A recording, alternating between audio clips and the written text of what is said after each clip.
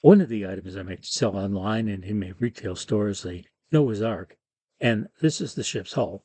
Several layers of oak are laminated together, then I cut the hull at a 20-degree angle on my bandsaw. The bandsaw leaves a rough edge, which needs to be smoothed, and a large disc sander is the perfect tool for that task. I have a shopsmith which I previously used for this, but the motor needs to be replaced, and I don't want to put that much money into the shopsmith. On a recent trip to my hardwood supplier, I stopped at a Harbor Freight store on the way home, and I bought this 1¼ horsepower 12-inch disc sander. It's heavy, but it still wants to move across the top of the work counter, so I attached it to a piece of 3/4 plywood, then I screwed the plywood to the countertop. There's a dust port on the right side of the machine, and you must hook it up to a shop vacuum due to the volume of fine dust it spews out. You should use hearing protection while running most shop machinery. I'll be using a shop vacuum with this disc sander, and having protection is not an option. It may be hard to see how rough the sides of the Ark are, but you should be able to see the pencil line on the top rail. I want to sand down to that line.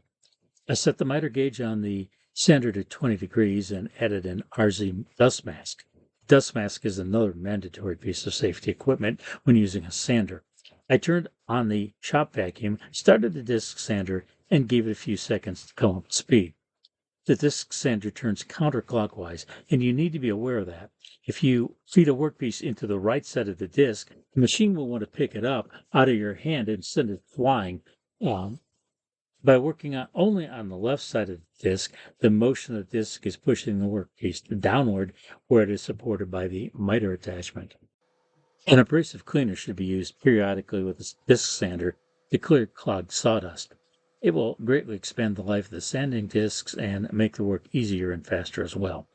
I deliberately put a lot of pressure on the hull as I was sanding to see if the motor bogged down, but it didn't. I obviously don't have the strength to overcome 1¼ horses.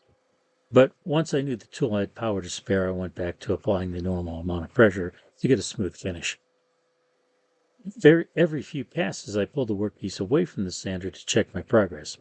When I reached the point where I was satisfied, I shut off the sander and the vacuum.